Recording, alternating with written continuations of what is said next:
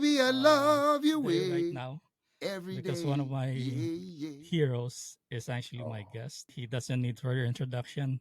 Give that for Quino, the lead vocalist of Big Mountain. How are you doing, Quino? I'm good, brother. I'm good. You almost made me get emotional right now. Go This ahead. picture was taken like 10 years ago. Can you Wow. see that? Yeah, So this man. was in Cebu City, Philippines. So that was the first Beautiful. time I saw you. The one in the picture is my wife. So that was the Hey. first time. And the second time that I met you was in Dapitan City, but we didn't talk. I Oh, just okay. like I was driving and then you had a gig and then you were walking to the event. So Oh, wow. yeah, But so it you happened. went to that show? I did not, Oh, okay. unfortunately, because I had like prior commitments. But You like, happened to be there. yeah, because I live in the Pitan City. Oh, So okay. when you were in Cebu City, I was living in Cebu City. When you had a gig in the Pitan City, I was living in the Pitan City. So like it happened twice, and I was like, there must be something. It's like the stars aligned, and you're now my guest. So it's really really special. Hey, well, that's S- great, man. Thank you. Thank you for thank you for making Big Mountain music a part of your life, man. Yeah, It never gets old to say that it trips me out always, yeah. that my music has been a part of somebody's, in their house, and it was played, and it was appreciated and enjoyed. It was, this life continues to bring all kinds of strange realizations, man, and it's so you never get tired of it. You always, I personally always give thanks, and it's nice that we have a history. Thank you for the pictures. I have a friend that's visiting, and we're songwriting today, and one of the, we were throwing around ideas, and one of them was, it's a sign, and we were making fun a little bit of people that do that, because you do have, people that really pay attention. Well, my girlfriend, she does that a lot. Numbers. Oh, look at that number. Oh, see that number. That's no coincidence. It's like, Do you believe in that? Like there must be a meaning to everything. I I am very much, in terms of like what it takes for me to truly believe in something and say, okay, I see it. It has to be something like, I have to visualize. I have to see it. It has to be something that I see with my own eyes, or something that I have a really good idea it exists. I know Cebu City exists, right? If somebody comes and tries to tell me, yeah, Cebu City is no longer there, I'm going to say, no, I have a feeling it's there. Um, but, as far as spiritual stuff, I also take that like from a standpoint of, this life that we're living is very mysterious, man. And I feel mysterious things. Maybe I don't see mysterious things happen, but I feel mysterious things. And every day when I look up at the sky and I see stars and a moon, and I sit here and I think, wow, what really is this all about?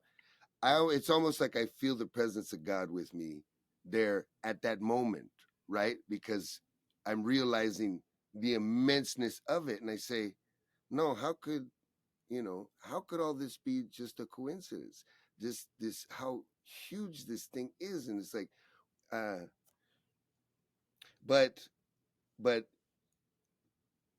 but I respect people so much, and I respect people's beliefs so much, um, that I try not to tread on that, and even inside my head, it's like, just don't even go there.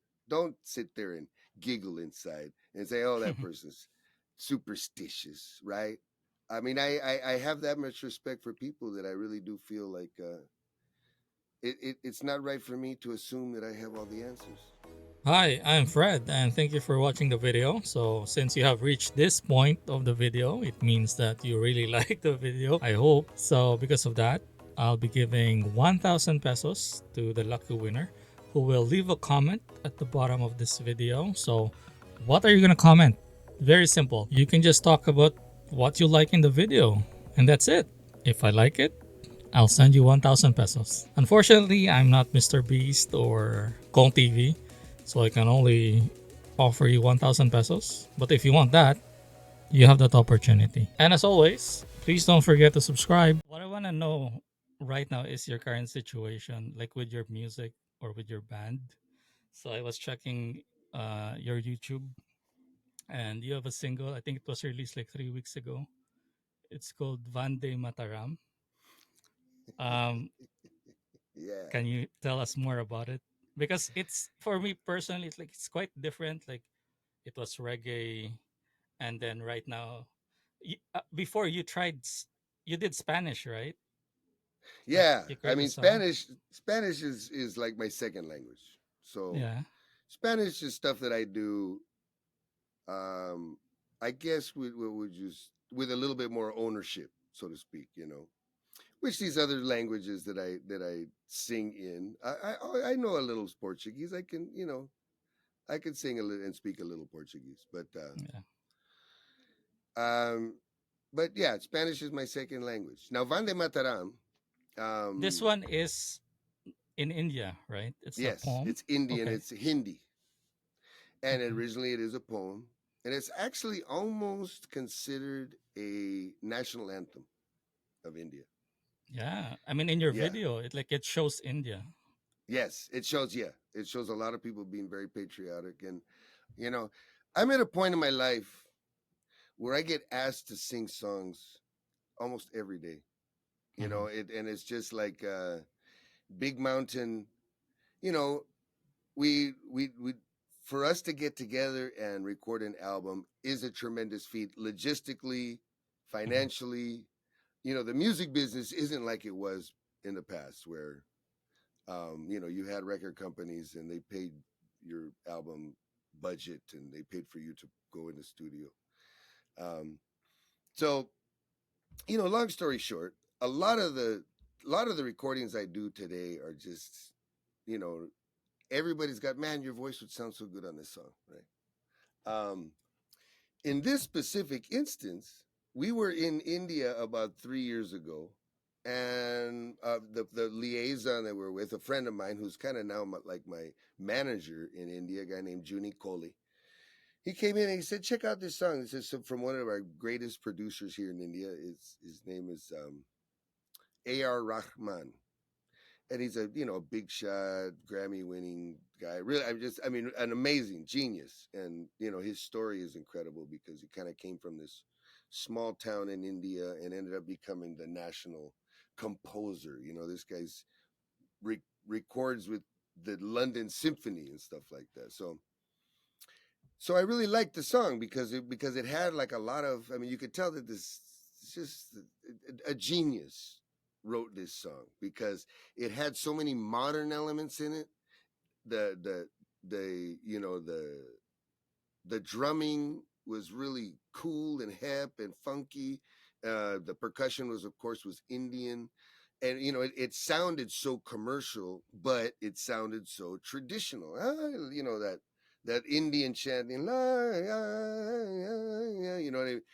And very dramatic, beautiful video, beautiful and everything. So anyway, so we were on this tour. It was about a 3 week tour. Somewhere along the tour, I kind of just started jonesing on the song, and it was in my head. I go back and listen to it, and then I started tripping out. Like, well, I wonder what these are all about. So of course, I googled, found out what the lyrics were about, learned more about the song, about the history of the song, the impact. And then we were in a rehearsal. We got a chance to rehearse. Whenever we get a chance to rehearse anywhere, if we have a few days off, and somebody says, "Hey, there's a place where we can rehearse, relatively inexpensive," we do. So I had already been kind of messing around with the song in my guitar, so I kind Hmm. of knew. But it's weird because Indian music is very different from Western music. So the changes, Western music always almost 99% of the time will change, after four measures or eight measures or 16 measures, right?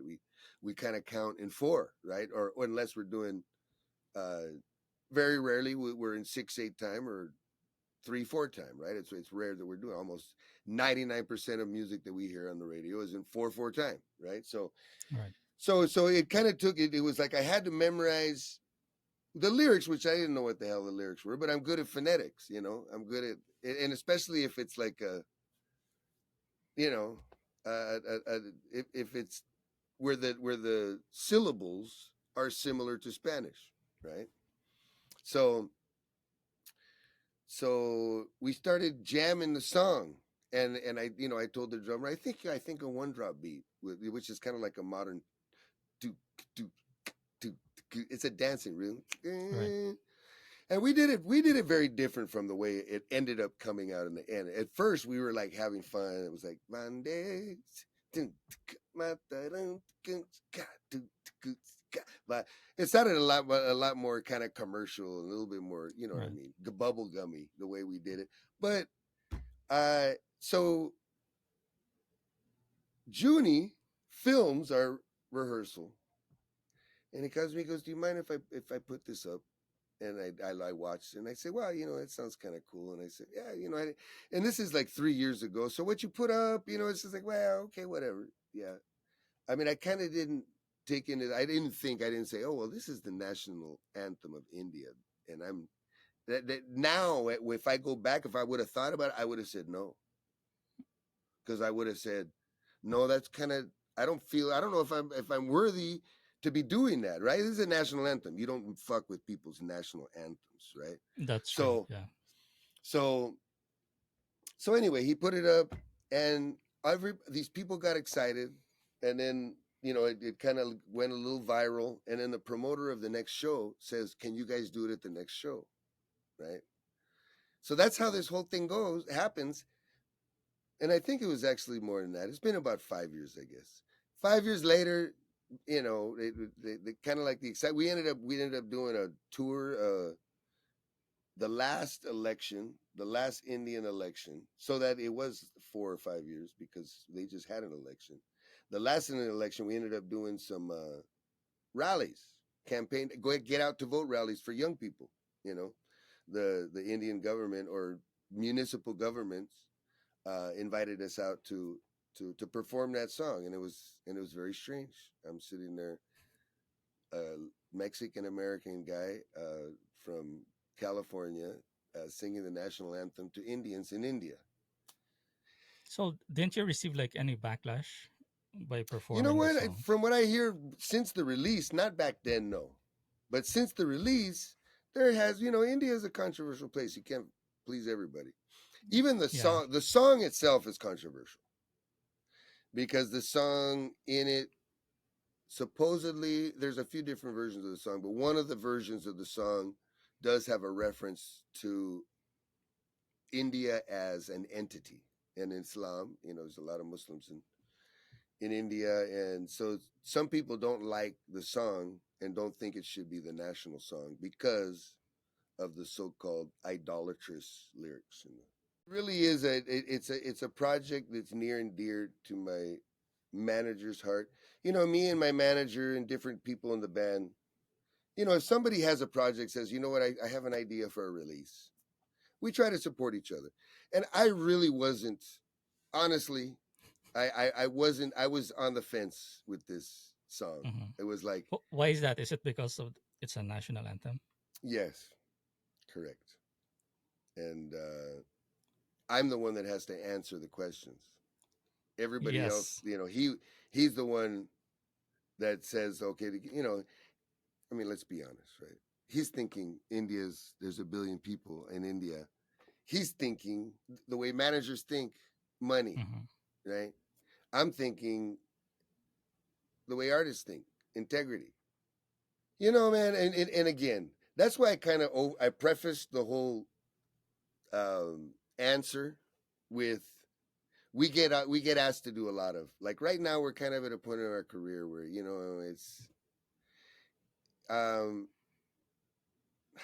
I, you know I just it's really hard for me to communicate kind of where Big Mountain is, right? And just kind of where the music business is. Big Mountain, is kind of spread out. We have 2 members in Jamaica. We have 4 members in California, and I'm not recording a lot of music with the band. We're using outside producers. Um, And a lot of it has to do with just kind of putting priorities down, and it's but then again, a lot of it is financial, right? It's like, we have to find the money for this, you find the money for that, we find the money. Well, when are we going to find the money for recording? That's what I keep saying. When are we going to find the money for recording? But things are so expensive, right? just to keep just to keep six guys in a city for 1 week, Yeah. when you add up hotel, food, and and to get them there, I mean, you're into tens of thousands of dollars, right? And the problem with music is that there's no return. You're just we're all just releasing a bunch of music that nobody has the money to promote. That's what everybody's doing. It's very strange period in the music business. No, I was able to speak with some artists in the country. So I'm not sure, the difference between music in other countries, but in the country, in the Philippines, they mostly do like a DIY stuff wherein they just record on their own and then they release because there's social media, so it's very easy to release and it's very easy to promote. So isn't that the case with you guys? Like, is Well, it I mean, a it's easy to challenge? promote, but there's no a DIY recording. Guess what it sounds like? I A mean, DIY a recording. DIY. You know what Yeah, I mean? sure. And it's and there's gonna be a big what are we doing this for? If we're doing it for our heart, cool. We're not worried about it. But the machine that is Big Mountain, that I'm a part of, I happen to be a part of. I happen to be the leader of it, I guess. But you know, uh, it doesn't move without gas. You know what I mean? That's right. It's like, and you got to, it's it seemed like a good idea to have two guys from Jamaica in our band. It turns out it's a very challenging aspect of the band. You know what I mean? And and now we're older guys, so everybody wants to be home. Yeah. We all just like to be home. Okay, so we were talking about your band. Now, I wanna talk about you, Kino, like your current situation right now. In what space are you in right now, in this part of your life? Like, because I remember, like, you started this because you were able to listen to maybe the story of, was it Bob Marley, Yeah, and then yeah. how they were fighting for their rights, so on and so forth. Hmm. Like, is it still the same right now for you? Very much so. I mean, I think that your tactics change, but the passion that I think most reggae musicians that get into reggae music for the wanting to make a change, wanting to follow in Bob's footsteps in trying to make this world just more tolerant and more, more loving and more compassionate. And it's yeah, it's something that's never left me. Um, and we've chosen not to do a lot of stuff. Uh, Vande Mataram, we did, we broke down for that, but we just decided we were we've never been comfortable talking about sex. We've never been comfortable saying a bad word. We've never said a bad word, naughty word in our music.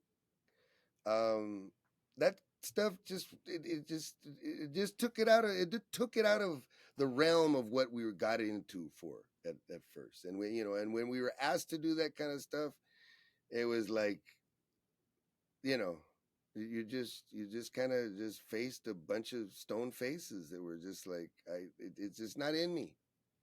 It's not in me to do that. And we're willing to do a lot of stuff like pop music. We have no problem singing pop music. We love pop music. We all grew up with pop music, and I love singing. You can bring me a song, I like to sing it, and I'll sing it. Um, but but yeah, but sing about stupid lyrics, superficial stuff. Sing about messages that aren't healthy, messages that corrupt the youth, or you know what I mean. There's plenty of people that do that. some people get off on that. I understand that this kind of like this rebellious thing. It's like go against the norms of society. I want to be culturally challenging and challenge people's attitudes about culture and cultural norms and stuff like that. And cool. I was never a punk rocker. I respect punk rockers. I respect that whole movement and everything like that. But I did my reggae music because I was deeply interested in maintaining my cultural roots, and inspiring other people to maintain their cultural roots and to maintain their connection with. And I think that's what reggae music is really about. Reggae is about understanding ourselves, understanding who we are, and why are we Filipinos, right? Why are Mm. we Americans? Why are we Mexicans? Why am I a Mexican American? Right? Um, why is history so complicated? Um, and so yeah, that all that stuff is still what drives us. Me and my brother, my little brother James, he's more rebel than I am. He's the one that's always saying, "Ah, fuck that shit. That's Babylon. We don't want to do that." And he left the band. He left the band for quite a while because he was sick of the business. He was just like, I'm just tired of this. And he went and started a construction company, and now he makes more money than any of us. Maybe he can produce No, your next project. he needs to come up with a budget. He's my little brother. I'm supposed to tell him what to do. Okay. Now, speaking about, like the reason why you are into this business or why you're doing what you do right now, I see that your daughter is also in the music business. Like she started. Did you also like raise her to be to have that kind of mindset? That this is what you should be or how you should be doing your musical career, or do you just let you, her? you know what? I never encourage my kids. I mean, I talk to my kids a lot, and Adana's a real um, Adana's always just been like a real deep thinker. And she and I have been debating since she started debating me when she was like 6, 7 years old. She would stand up to me and this and that. And, I was at a period of my life where I was really like just, uh, what's the word? Um, uh, just apathetic, and I remember just kind of once in a while saying comments like, forget that. Who cares about this or that, and she's got such a big heart, you know what I mean? It's like she's one of these people where she just has time for everybody.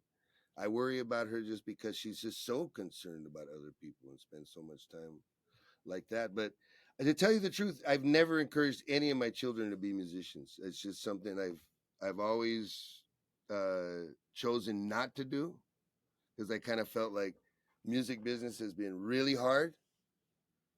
There's not been an easy month ever in my life. It's been every month has been scrape, fight, claw my way to zero. And and if they were gonna make that decision, they had to do it on their own. I wasn't gonna. I asked them to come sing. Yeah, they're talented. All my kids can sing. They all write. They all play instruments. Um, and I try to get them on stage as much as possible. I took Adana on a tour once. I took Jacob a couple times to Asia. I took him to the Philippines once. One time he went to me with me, and we sang. They're just naturals. I mean, they're just like they can. I know what they're capable of doing, and it's like I don't have to say, oh, can you know how to harmonize? It's like nah, come hang with dad. I'll pay you. You'll get back home with money in your pocket. But So, um, mhm. but yeah, but nobody's really into reggae. None of my kids are really big reggae fans. Oh yeah, because your daughter is like into, was that like slow R&B? I'm not sure She does all with the kinds of genre. stuff, but she does, yeah, she loves pop R&B. Pop R&B. She gets a little rocky here and there, but she always kind of she's very into the bluesy kind of Yeah. bluesy pentatonic riffs. in her voice. Now that you have, well, you have experienced what it's like to be in this industry. What was like the conversation like when she approached you and she said, this is what I want to do? Did you discourage her because knowing what you know now, or you just No, no, you because just do she what you did it do? right. She graduated. She's got a degree in engineering. You know what I mean? I can't say nothing to her. She's decided that she wants to put her career aside. Um, I did express some, um, I just expressed some concern. She's still got, education sucks. It just kills me that she's got money to pay back for her education, and that's my only thing. You know what I mean? I'm just sitting here going, okay, but what about the loan? The loan? Somebody's got to say it, right? Yeah. But no, she did it right. You know what I mean? She's a hard worker. She's a hustler. She's got two jobs. She waits tables. This whole engineering thing ended up being, something that she's just not ready to just commit to. She kind of feels like if she commits to it now, then it's over. You can't Over. you can't commit to a degree. I mean, a career in engineering and then say, "Oh, I'm going to take a break and go start a music career and come back." You know what I mean? So she said, "You know what? I'm going to take my chances." But for her, it was her songwriting. She has these songs that have to come out. You know what I mean? And I told her that. I said, you keep on writing these songs are going to have to come out. You're going to have to record these songs. You can't just keep doing them live, because people are going to want to hear them on Spotify. But it took her a while. She was very patient about it. And even right now, she's like, I tried to get her. I wanted, do you want to talk to some of my friends? You know, do you have a social media person? Who's your aggregator? I have a friend that can. She didn't want any of it. She's like, but she asked me for advice. She asked me for a lot of advice with her musicians. How do you deal with musicians? How do you be a good band leader? Um, a little bit with club owners. You know, because she's still there. She's not signed any contracts. All she's doing is playing clubs right now with her friends. But yeah, yeah. It's all her own. None of my kids. I don't produce my children, and I don't coach their baseball teams, and I don't coach their football teams or volleyball teams. Well, thank you so much for sharing, some personal information. Hey, my pleasure, Fred. Thank you for So I wanna, asking. It's exciting. It's very exciting. She released her first song last week. I mean, it still hasn't hit me. yeah, I you must be remember like I was the first person to touch this baby. yeah, you must be like one proud dad right now. It's a trip. Kids are just a gift that keep on giving, man. Yeah, I have a 6-year-old son, and Congratulations. he actually just won a game, like, playing with his friends, and I was so happy. So just imagine you have your daughter who just released a song. It must be like cloud nine for you right now. Oh yeah, it's very very special. I'm very very proud of her, and I'm proud that all her music is very deep message music. She doesn't. She's very just very strong woman. Very, uh, you know, I don't know if feminist is the right term to use, but she has no problem speaking up for herself, and um, so yeah, I'm very if she was up there kind of doing the I don't know, I don't want to say anything bad about anything, but all of these young women that or young people, right, that just Yeah. kind of get up and sing stuff that doesn't isn't doing civilization any help. It's just making things worse. We just stop singing. I mean, that's true. Like, not just women, even men. Oh no, Like, absolutely. I did not mean to say just women. It just popped out ah, of yeah, my yeah, mouth.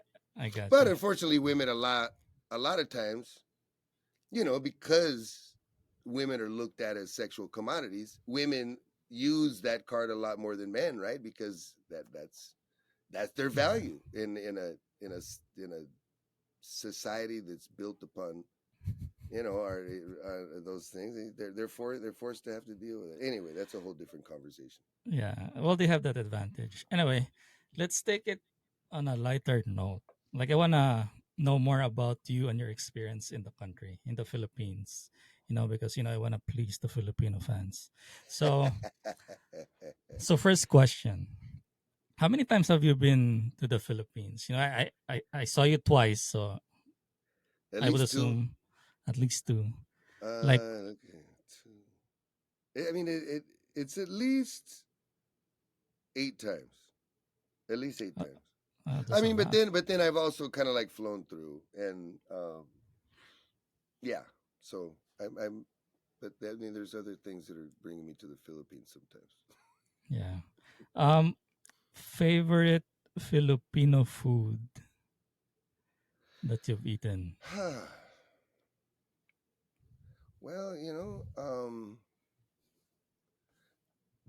I'm trying to think. I mean, like there's like that like I mean, what do you call it? God dang it! By the What's way, the one that What's the one are that you they make vegan? out of sisig? Sisig. Sisig. Okay, Yeah, so you're not sisig. vegan. I'm not vegan. Okay. I, So I I think I it's made the cover of vegan magazine once, but no, I'm not vegan, and I shouldn't have said that. That's so bad for me to say. But no, I'm not vegan. yeah, it's really delicious, the sisig, yeah. Yes, Um sisig is but that's like fast food. I don't know how healthy it is, but that's like delicious food. That's sometimes we eat food because of the way it tastes, right? I yeah. mean, but it can't be so bad. It looks like it's made of good stuff. And but yeah, Most but I was just trying to think. I remember that one of the first times that I went to the Philippines, I had this meal. I haven't had it in a long time called, and I know it's Spanish, a caldareta. That's what it's called. caldereta. Yeah, Yeah, yeah, it's yeah. goat. It's like a It's beef goat. stew, and So okay, at least we know you like caldereta and sisig. Like yeah. Oh no, I love, and the soups. The sour soups. I love the sour soups. I'm a soup guy. memorable experience or experiences in the Philippines. It could be bad or it could also be good. Yeah, no, no, no. I've had so many. I mean, I've been to so many beautiful places in the Philippines. So, um, but I was fortunate enough to be part of, um, and I guess I should divulge the fact that my girlfriend is from Cebu. She's Hmm. from Lapu Lapu, and Like so 100% Filipina from 100% Cebu. Filipina, and yes, and Oh, still technically lives in the Philippines. We haven't decided to fully. Well, our situation is a little complicated.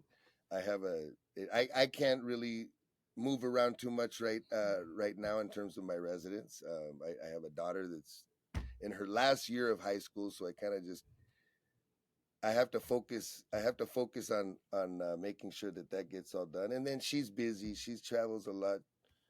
She works, and but we went to Palawan together, and I was asked to be a video blog host, and so we went all over Palawan, and it was like this. I'm trying to remember. Was it a week trip? I think it was 8 days, and we went all the way down on the southern islands. We went to Mangsi Island, which is like all the way down by Malaysia, and I'm trying to remember the name of.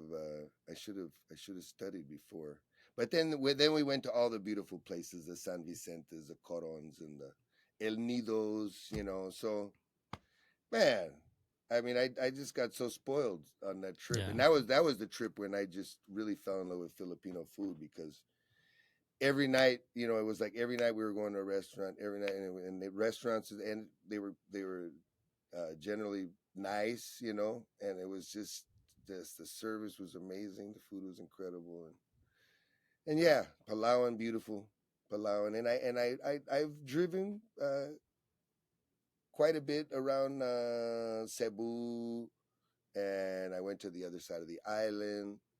I went and saw GK and the Sila Dub Warriors in Asturias. Yeah, in Cebu. Yeah. And so, yeah, so we went on the other side of the island, and then we came back on a different road. So I've done that trip, and then been to Boracay, and then we bounced around Manila quite a bit. Been to well, what's the town that's up in the north? Uh, the one that's But cold, yeah, Baguio. Baguio. Yeah. Been to Bohol. Mm. Oh, my Been to Bohol. mom's hometown. Yeah. That was fun. Yeah. Well, you've been to most places than I have. Oh, really? Yeah. Oh Now man, I'm Fred, curious. So, we're gonna have to go to. We'll have to oh go yeah, see a place together.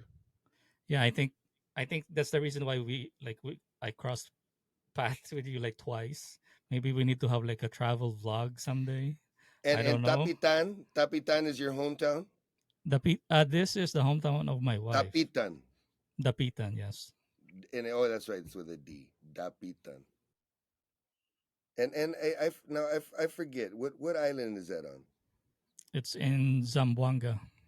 Zamboanga. Is that the same Yeah. island as Ilong?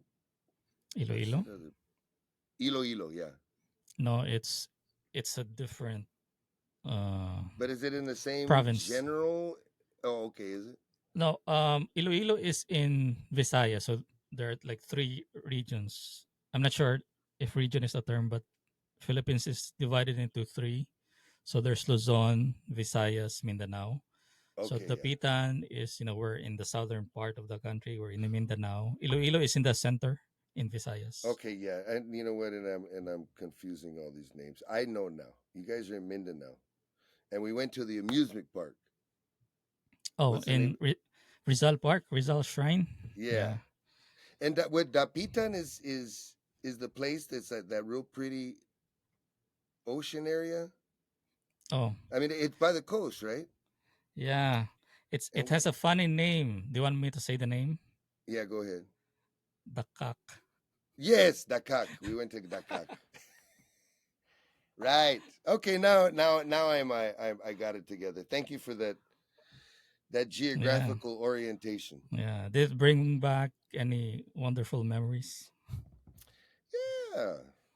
Yeah. Mindanao was nice. I'd like to go spend more time in Mindanao. Siargao is in Mindanao, huh? Everybody talks about Yeah. Yeah, sure go. Siargao. Yeah, it's expensive there.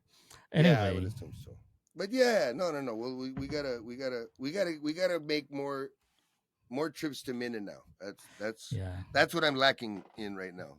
When you come back, we're gonna start a travel vlog. Now, Okay, we'll I, start the I I'm travel vlog. curious regarding your girlfriend. Where did you guys meet? Did you guys meet like 10 years ago when you played? No, we met on Instagram during the pandemic, and Oh, we chatted 2019.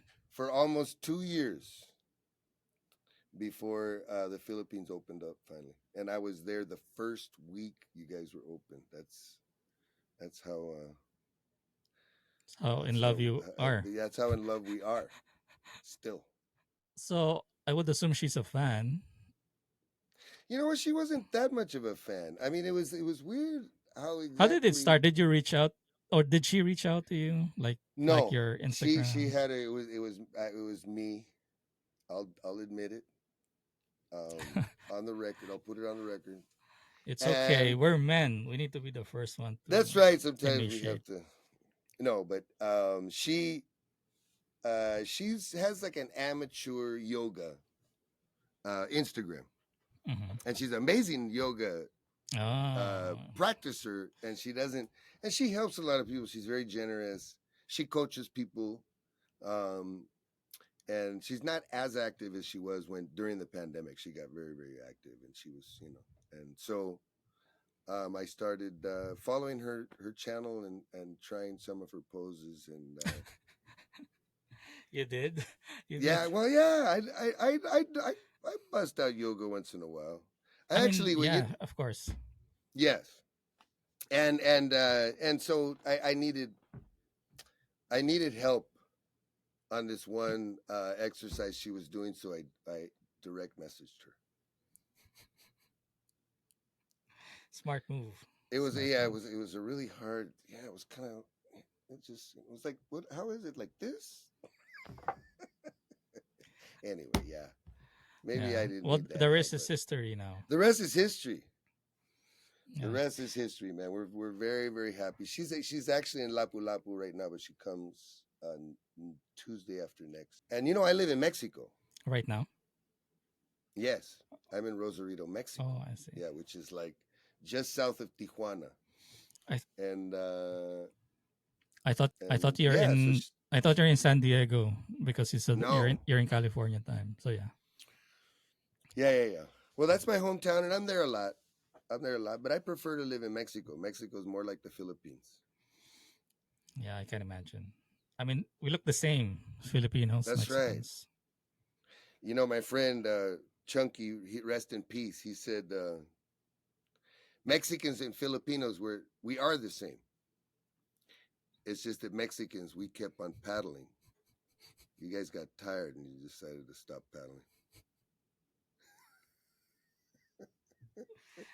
Uh, I was supposed to say a joke and I forgot it. Uh, Well, now you got anyway, a joke. Now you got a Filipino Mexican joke. yeah. Sure. So I'm curious because when I was younger, like I was in college, I wanted to have like dreadlocks because for some unknown reasons, so many women are attracted to men with dreads or dreadlocks. So I wanted to have True. one when I was in college, but it never materialized. I don't know what happened, but it didn't happen. So to those who would like to have a dreadlocks or dreads, what's your advice? Like, what's the first thing to do? How to take care of it? What's your daily regimen? To take care of your hair, so on and so forth. Everything that needs to be done to have that dreads. Okay. Well, there's a lot of people. There's some people that take their hair very seriously, and Mm-hmm. I really uh, don't spend a whole lot of time. Some people treat it. Some people use special shampoo. I don't do any of that. And I don't wash it. I wash it like about once a week. It depends. In the summertime, in the summer, I wash it once a week. In the winter, it kind of maybe 2 weeks because the thing is that when you have a whole head of dreads, you got to dry it inside of the house. If it's really cold outside and you go out with wet hair, it's obvious it's not a good thing to do. So you have to decide at the right time to wash your dreads. I what can I say? I mean, dreads are the real purpose of dreadlocks. And I mean, if you go back to what I learned about why the Rastas started growing dreadlocks in the first place, Rastas were this um, sect that Rastas are. It's kind of like a sect of Christianity, right? Mm-hmm. Rastafarianism is basically Christianity, but like how Christianity has all these different denominations, Right. but they believe that Jesus has already come back to Earth, right, in the form of Haile Selassie. So they believe the Messiah is already here, but basically it's Christianity. Um, and the way I understand it is part of part of the Rastafarian religion manifested itself into people wanting to go back to nature and be closer to Mother Nature, farm, live a more natural life, a life free of toxins, a life free of the city as well, because Babylon, Babylon's sort of like the hated entity. It's Babylon can mean the police, or it can mean the city, or it can mean the system, or it can mean the courts, or the street. You can say, "Oh, that street is Babylon. It's not natural. It's Babylon."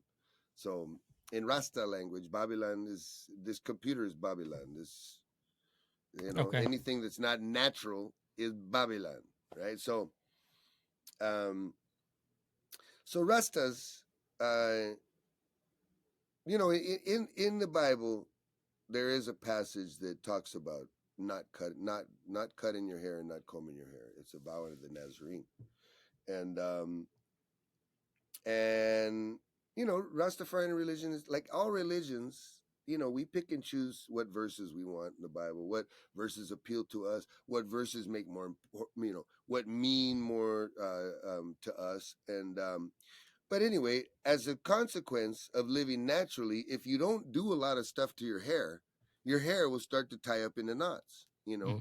Um, you know, like a lot of us now, we'll do something like we'll stimulate it or we'll tangle it to try to get it, going, and make it happen faster. And that's okay, I guess, but you don't have to. You can just wait, let it. You just stop combing it, and you just keep it clean, and it will naturally just start to lock up and separate, and then you just pull them apart. But going back to the whole spirituality part of it is, um, that somewhere along the line, these Rastas believes that their dreads were part of a protection device, but it was also sort of a way to say, because in a lot of cultures, hair is very vain, right? And it ends up becoming sort of an element in your life that makes you be vain, right? You end Right. up buying products for your hair. You go to the hairdresser, and you're conscious of it, and you comb your hair in the morning, and blah, blah. It makes you self-conscious, right? Um so the idea of the true spirituality is true spirituality is recognizing that our bodies are just shells, right? And that really what's important is what's inside, the the spirit that has no body, that has no color of skin, that has no color of eyes, that has no culture, that has no nationality, right? This is just the pure spirit, right? So, um, dreadlocks can be seen as a protest against a world that favors and that favors superficial characteristics and things like beauty and things like, oh, white skin versus brown skin or black skin, or you know what I mean. Instead of us being able to have the ability to look at human beings and recognize the just the perfect spirit that they are, that has there's no better or worse than us, right? We end up using material life, uh, challenges us to maintain that kind of spirit. And Rastafari is it really all comes down to that, man. It comes down to I and I. You want to try to be living and walking in the path that God would want you to walk in. You want God to be in you. You want God to be part of you. And and part of this life. And dreadlocks is the way that you purify your soul. You purify your soul with dreads by saying, I don't care what people think about the way I look, right? But it just so happens that when you do that, it turns women on. It's actually As a man, it's the only reason why I wanted to have a dreadlocks lot of a before. lot of men do that, yeah. And it is true. I hate to say it, it is true. I mean, there's something primal about love, and Yeah. you know what I mean. And I think that, especially like in romance and love and sex, we were just talking about, me and my buddy the other day, we end up taking on roles, right? And it's and women that look at these kind of big hairy men that kind of look like they just walked out of the forest, it's triggering some sort of primal sort of, who knows, psychological stuff. It's funny what motivates us to dress the way we do. But of course, this is nothing new, right? I mean, people have been making themselves up and making themselves beautiful for thousands of years. This is nothing new. Yeah. Well, this has been great, Kino. Thank you for Hey, spending thank time you, with me Fred. for like almost 2 hours. 1 hour because of technical issue, and another hour because of the interview. So, thank you so much for Are we staying. done already? I guess I'm we are. I'm down to my last two questions. Okay, nice. So, second to the last question is, um, So it's about your band. So you have so there's the vocalist, so that's you. There's the guitarist, Chizzy. bassist, keyboard, Mikey Ortiz. drums. So Goofy. what I want to know Paul. now, you as an artist, like if you have this opportunity to start a new band and Mm-hmm. pick out, band members that you like those that are your current and former bandmates are not included, like all new, Okay. who So my would you pick? fantasy, like my fantasy band. Yes, your dream band. Who would be your lead guitarist first? Wow. Wow. Someone Gosh. that's alive still, so That's a that great there's a possibility of a collaboration. that's a great question. Have you thought Did of you that come up with before? it? You came up with this question? I think so. I think I'm the Yeah. only one so far who The asked. dream band, Yeah. my dream super band. Yes. Gosh, that is a good question. Well, Well, first, you know how what? many members do you want in the band? Well, I mean, there's six members in Big Mountain. So you want six? Okay. Yeah, yeah. And it's like, and now I'm thinking kind of like, okay, now would I want to go with reggae or would I want this new band? Should I stick with reggae just to keep it focused, Hmm. or should I just do whoever I want? Let me It's think. you. It's all about you. It's your dream band. All right, man. Okay. Well, It goes to show that you really love your band because you haven't really thought about replacing them. yeah, yeah. I have. I've never even thought about this. I mean, I guess I would have to go with people that I've seen, Okay. right?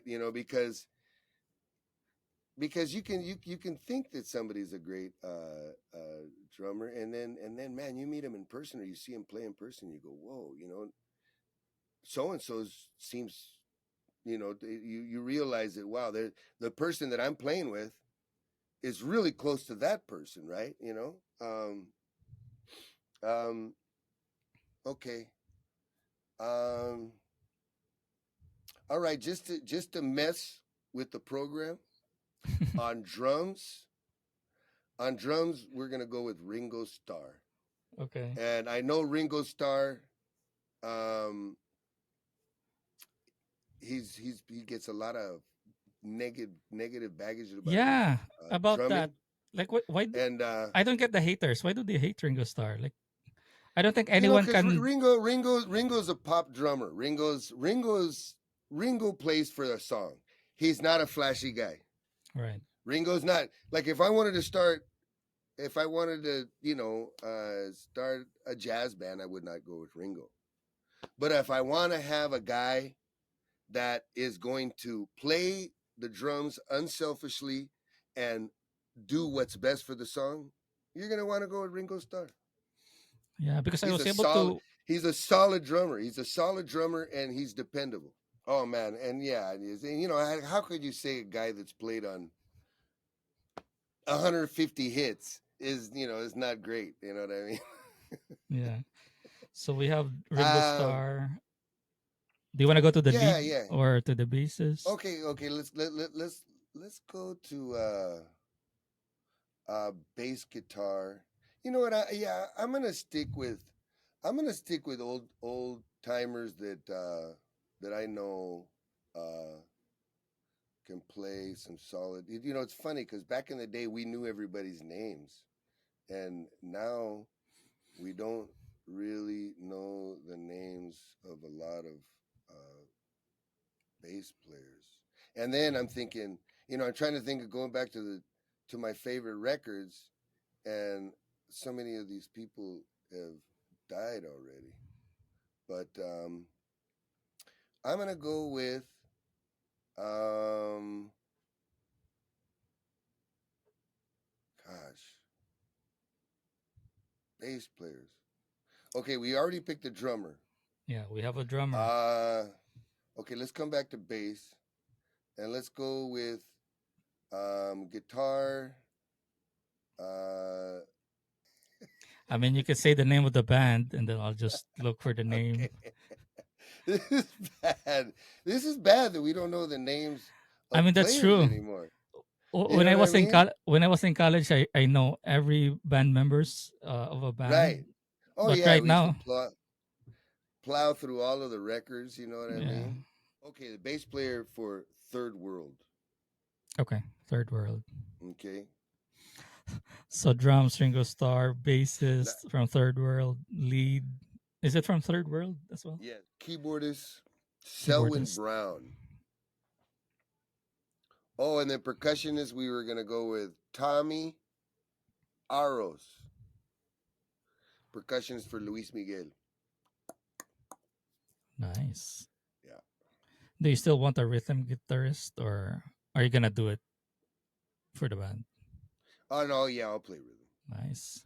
I'll And do it. last question: what is your message to to those who would like to enter the music business? Become a musician, someone without knowledge about the industry. What's your advice Don't have for them? children. Don't have any children, and then you don't have to worry. You know, you can sleep under a bridge. The best way to really enhance your chances is to keep your life simple in the beginning, especially first off.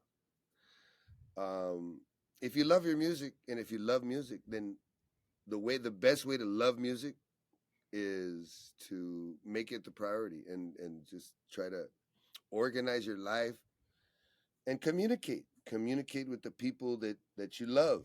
Let them know I'm going to be a musician, and I know that it's not, that might raise some alarms. Mom and dad, Mm-hmm. auntie, uncle, wifey, um, but this is who I am. I i i can't live this life and pretend like this is not who I am, and I need your support. I you know Especially the people that love you, and the people that you want to have a relationship with, like your family and stuff like that. You need their support. You need to win them. You need to win them over. That's like the probably the most important job that you're gonna the most important thing to do for your music business in the very beginning is winning the support of your family and your friends, because you're gonna need you're gonna need them. Music is too difficult, and you need their emotional help. You need their sometimes their financial help. Sometimes you need their help getting you across town for a gig. Mm-hmm. Um, and then besides that, have fun. Have fun. I mean, practice is important. Um, you depending on depending on what instrument you play. Um, uh, it's going to take a certain amount of hours, and if you want to be great, you're gonna have to put those hours in. There's no way about it. You're gonna have to be somebody that learn that can that you can teach yourself routines, right? I found that it's not easy for everybody to understand. Okay, you know what I mean. I or stay consistent with with uh, with routines. There's no other way. If you want to be great at a musician, I mean at a instrument, you're gonna have to spend time away from the world. It's gonna have to be just you and your instrument. Maybe the computer there for your YouTube channels, but even that's not gonna help you. That and a lot of what being a great musician is about is personal stuff, is emotional stuff, is dealing with your insecurities and dealing with maybe bullies in your life or people that told you couldn't do certain things, right? Um this is a this is a extension of you, art and music. And there's just, it's just, it takes so much time. It takes so much time. But in the beginning, keep your life simple. You know what the definition of a musician is, Fred? No, I don't. The definition of a musician, a real musician, I is mean, I'm sorry. I have an idea, but yeah. let's hear it. Definition of a musician is somebody that has a modest vehicle. It could be a car, or of course, I know in the Philippines, not everybody has cars, right? Um, Over here, uh, motorcycles are not as popular, right? So most musicians end up having to get a car. If you're a musician, you kind of have to have a car because you're going to be carrying equipment. And I know I've seen Filipinos carry lots of stuff on their scooter, and that's very impressive. But anyway, the joke is the definition of a musician is somebody who has a car worth $500 that stuffs the car with like about $10,000 of equipment, and then drives across town to play for a gig that pays them $20. Wow. It's a bad joke. But in the beginning, that's reality, man. I hate to say it. Music, you're gonna have to be really, really nifty. Music takes buying equipment. Music takes buying good equipment. And in order, it's expensive stuff, and you got to keep your life simple. If you want to be a good musician, then forget having money for other things. It's going to be a sacrifice. I know that was a long message. Sorry, not long answer. No, but it's really important to those, especially whose heart is really into music. So this would be like a really good advice, for them to, so that they will realize that that this industry is not that easy.